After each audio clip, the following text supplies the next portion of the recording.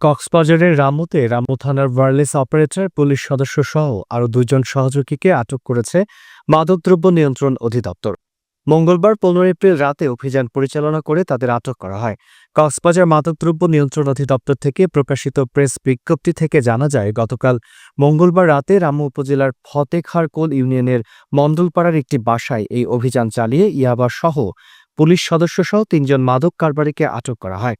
এ সময় তল্লাশি চালিয়ে তাদের কাছ থেকে ৭,৫০০ পিস ইয়াবা ট্যাবলেট উদ্ধার এবং তাদের ব্যবহৃত প্রাইভেট কার জব্দ করা হয়েছে।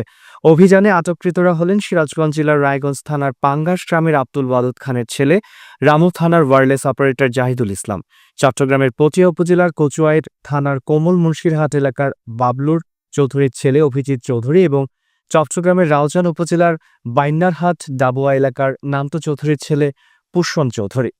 কক্সবাজার মাদকদ্রব্য নিয়ন্ত্রণ অধিদপ্তরের সহকারী পরিচালক সিরাজুল মোস্তফা বলেন, পুলিশ সদস্য জাহিদুল ইসলাম মণ্ডলপাড়া গ্রামে ভাড়া বাসায় ইয়াবার কারবার চালিয়ে আসছিলেন। গোপন সংবাদের ভিত্তিতে ওই বাড়িতে অভিযান চালানো হয়। এ সময় বাড়িতে সামনে পার্কিং করা প্রাইভেট কার থেকে ৭,৫০০টি ইয়াবা ট্যাবলেট উদ্ধার করা হয়।